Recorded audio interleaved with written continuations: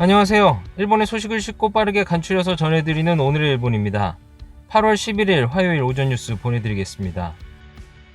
NHK 보도에 따르면 10일 도쿄에서 197명, 카나가와 38명, 사이타마 42명, 치바 41명, 오사카 123명, 아이치 101명, 후쿠오카 72명의 감염이 확인되는 등 총 839명의 확진 판정을 받은 것으로 파악되었습니다.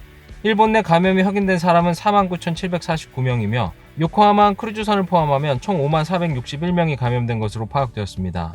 한편 오키나와에서 3명, 도쿄와 와카야마에서 각각 1명, 총 5명의 사망이 발생하여 누적 사망자는 일본 내 감염이 1,053명, 요코하마 크루즈선 승선자를 포함하면 전체 1,066명이 되었습니다. 이렇게 코로나19 바이러스 감염자가 10일 누계로 5만 명을 넘어섰습니다. 7월 초에 2만 명, 7월 말에 3만 명을 넘어 8월 3일 4만 명을 넘어섰습니다. 이는 불과 일주일 만에 감염자가 약 1만 명 늘어난 것으로 증가 속도가 점점 빨라지고 있습니다. 한때 줄어들었던 일본 내의 1일 감염자 수는 6월 하순부터 증가하였으며 대도시권에서 지방도시로 유행이 확대되어 8월 들어 1,000명을 넘는 날이 이어지고 있습니다. 또한 중증 환자와 사망자도 점점 늘고 있어 의료체제의 차질이 우려되고 있습니다. 엄청난 인원의 무증상이 있다. 이제 어디서 걸려도 이상하지 않고 이미 걸려서 있을지도. 그러니 무증상이라도 자신이 확산시키지 않는 것만은 항상 최우선으로 생각하고 행동하지 않으면 안 된다. 봄은 증상이 있더라도 발열하더라도 PCR 검사를 억제하고 감염자 수를 줄였던 정부. 지금은 밀접 접촉자의 무증상 사람도 PCR 검사. 클러스터라기보다는 이것이 봄부터의 진실의 감염 상태인 것은 아닌지, 갑자기 늘었다기보다 무증상 감염자가 봄부터 방치되어 있었던 것은 아닌지. 코로나에 걸리지 않게 생활하는 것은 누가 술래인지 모르는 상태에서 숨바꼭질하고 있고 게다가 자신이 술래가 되는 것조차 알아차리지 못하는 게임에 참여하고 있는 것 같다. 일본 정부 및 현 내각은 코로나로 이제까지 뭔가 눈에 보이는 행동을 했을까? 정치 결단력과 실행성도 없고 아무튼 불투명하고 뾰족한 대책을 마련하지 않고 거의 뭘 하는지 전혀 모르겠고 경제 대책도 마찬가지. 이번 코로나는 일본인의 국민성이나 행동력이 있는 자치단체장과 의료 간호종사자, 학교 보육선생님이 방역하고 있다고 할 수밖에 없다. 정말 전후 최악의 일본 정부와 내각이라고 말할 수밖에 없다. 국민들은 이 사실을 총선까지 잊어서는 안 된다. 아베 총리는 지혜를 모아서라고 말하지만 어디까지 지혜를 결집하는지. 이젠 슈퍼컴퓨터 후각구에게라도 코로나와 경제를 동시에 돌리는 좋은 방법을 선정받는 게 좋겠다. 대책 없이는 당연한 결과, 개인에게 예방이다 자제이다를 요청하는 것만으로는 늘어날 뿐이다. 단지 중증자나 사망자가 적은 것이 다행이다. 앞으로 다시 자숙경찰이 움직이는 뉴스가 늘지 않기를 바란다. 이렇게까지 늘면 어디에서 옮은 것인지도 알 수 없고 감염자를 비난하는 것은 잘못된 것이라고 생각한다. 지금이야말로 냉정한 행동이 필요하다.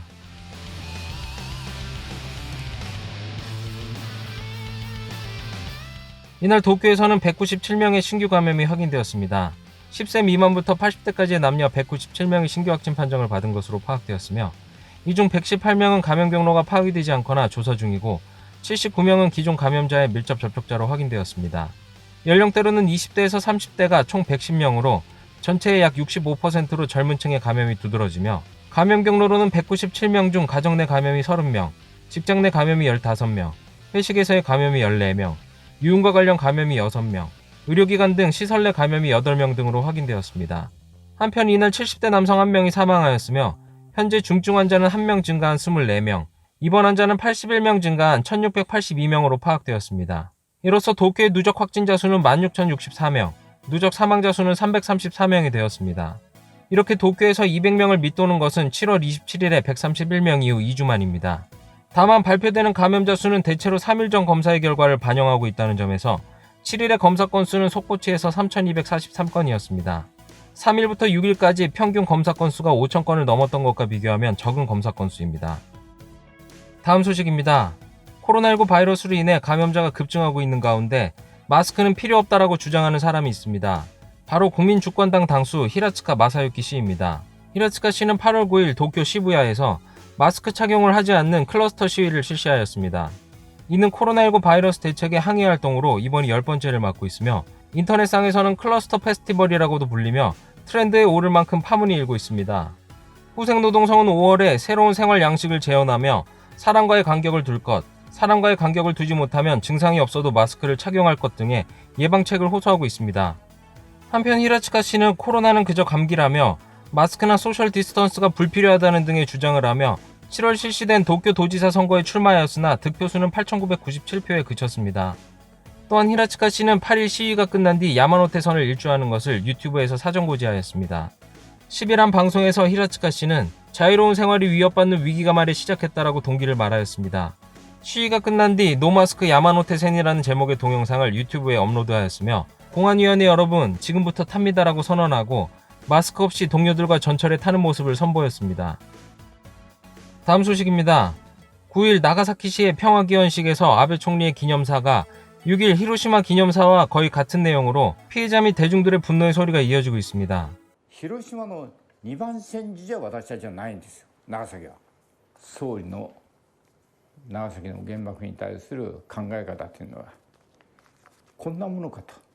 長崎と広島で起きた惨禍、それによってもたらされた人々の苦しみは二度と繰り返してはなりません。広島と長崎で起きた惨禍、それによってもたらされた人々の苦しみは二度と繰り返してはなりません。 어제 나가사키시의 평화기원식에 참석한 아베 총리의 기념사에서는 히로시마와 나가사키 부분을 교체한 것뿐이었습니다. 結びに永遠の平和が祈られ続けているここ長崎市において、核兵器のない世界と恒久平和の実現に向けて力を尽くすことを誓い申し上げます。 다른 문장도 비교해보면 동일한 문구에 히로시마와 나가사키를 바꾸는 정도에 지나지 않았습니다. 이에 평화운동센터 피폭연맹의 카와노 코이치 의장은 히로시마에는 히로시마의 생각, 나가사키에는 나가사키의 생각이 있음에도 이렇게 말하는 것은 나가사키에 있어서는 히로시마의 이하에 지나지 않는다. 나가사키를 무시해도 되는지에 대한 분노가 느껴진다라며 총리가 각각 피폭지에 마주하지 않는다며 분노를 표출하였습니다. 아베 총리의 기념사는 과거 2년간의 식전에서도 나가사키와 히로시마에서 문장의 구성이나 문구가 거의 같았습니다. 이에 국민민주당의 오자와 이치로 중의원 의원은 자신의 트위터에 아베 총리의 기념사에 대한 비판을 더하였습니다. 언제나 할 것, 놀랄 것 없다. 단순히 관료의 장문을 읽고 있을 뿐. 기자회견도 준비 원고를 읽는다라고 비판한 후에 총리로서의 특단의 깊은 생각이 없어 히로시마와 나가사키가 같아도 큰 문제는 없다고 생각하고 있다는 것. 그래서 마음에 닿지 않는다. 말만으로의 평화는 어떤 의미에서 가장 죄가 깊다라고 비판을 이어나갔습니다. 다음 소식입니다. 10일 아베 총리는 도쿄 롯본기에 위치한 호텔 내 피트니스 클럽을 찾아 7개월 만에 운동에 땀을 흘렸습니다. 총리의 행동을 기록하는 아베 총리의 하루에 따르면 마지막으로 피트니스 클럽을 방문한 것은 올해 1월 3일이 마지막이었습니다. 총리는 작년까지는 스트레스 해소 등의 목적으로 월 1, 2회 정도 피트니스 클럽에 다녔지만 올해는 코로나19의 대응이나 피트니스 클럽이 클러스터 발생 장소가 되는 등으로 방문을 미루고 있었다고 보여집니다. 한편 아베 총리는 취미인 골프도 1월 4일 이후 가지 않았습니다. 다음은 여론조사 소식입니다. 8월 요미우리 신문 여론조사에서는 아베 내각을 지지한다라고 대답한 사람은 37%였으며 지지하지 않는다라고 대답한 사람은 54%로 제2차 아베 정권 출범 이후 최고가 되었습니다. 아베 내각 지지율은 올해 1월 이후 조금씩 떨어지고 1월과 비교했을 때 15%포인트 떨어졌습니다. 자민 지지층과 지지하는 정당이 없는 층 둘 다 감소 경향을 보이고 있습니다. 아베 내각을 지지하지 않는 주된 이유로는 총리를 신뢰할 수 없다와 정책을 기대할 수 없다 등이 이어지고 있습니다. 이를 단적으로 보여주는 예가 바로 코로나19에 대한 정부의 대응에 대해 평가받지 못하고 있습니다. 올해 2월부터 살펴보면 이번 조사에서 평가하지 않는다가 66%로 가장 높아졌습니다. 또한 고투 트래블에 대해서도 적절하지 않았다가 85%로 적절했다를 크게 웃돌았습니다.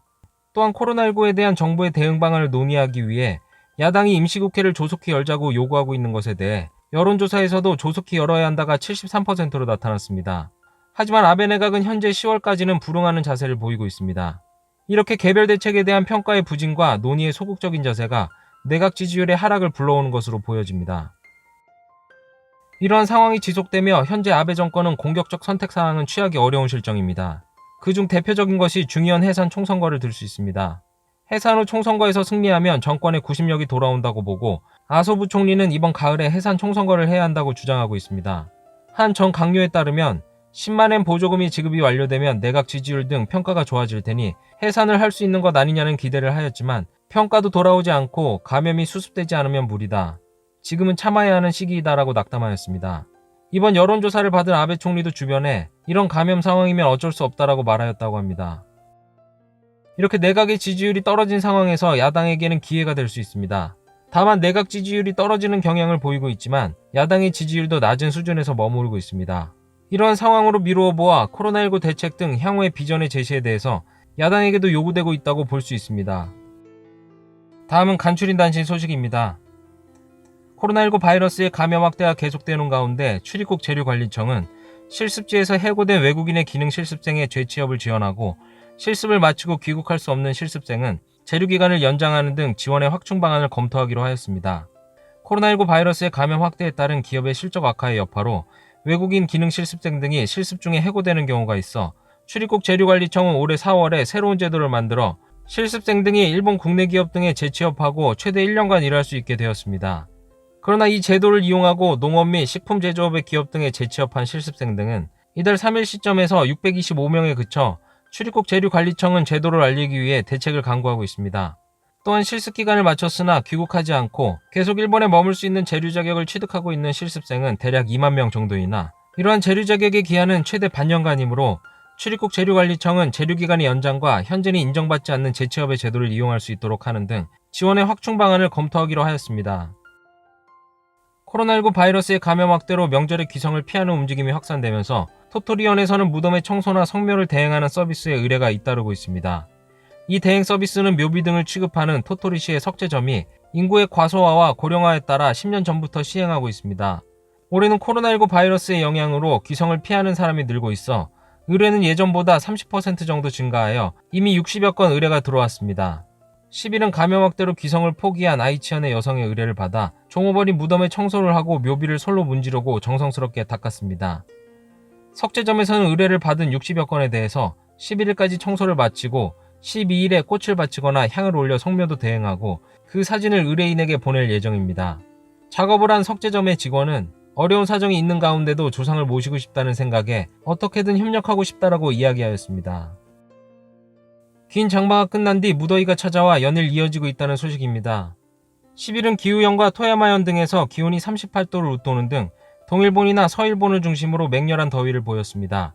11일도 서일본과 동일본 및 토호쿠 각지에서 기온이 상승하고 지역에 따라 38도 이상의 위험한 더위가 예상되고 있습니다. 기상청에 따르면 10일은 서일본으로부터 토호쿠 남부 각지에서 강한 햇살로 기온이 오르고 기후현 다지미시에서 38.6도로 올해 전국에서 가장 높은 온도가 관측되었습니다. 또한 토야마시에서 38.4도, 이시카와현 코마츠시에서 38.3도, 군마현 기류시와 나라시에서 38도가 관측되는 등 35도 이상으로 관측된 곳은 전국 921개 관측점 중 177개로 올해 들어 가장 많았습니다. 11일도 서일본과 동일본, 토호쿠의 넓은 범위에서 기온이 상승하고 각지에서 35도 이상의 무더위가 예상됩니다. 이렇게 연일 이어지는 폭염으로 열사병 등의 증상으로 병원으로 이송되는 사람도 잇따르고 있어 수분 보급 및 야외활동 자제 등의 대책을 통해 열사병에 주의가 필요합니다. 오늘의 일본 소식은 여기까지입니다. 오늘도 즐거운 하루 되시길 바라겠고요. 저는 또 새로운 소식으로 찾아뵙도록 하겠습니다. 시청해주셔서 감사합니다. 이기저튜브였습니다.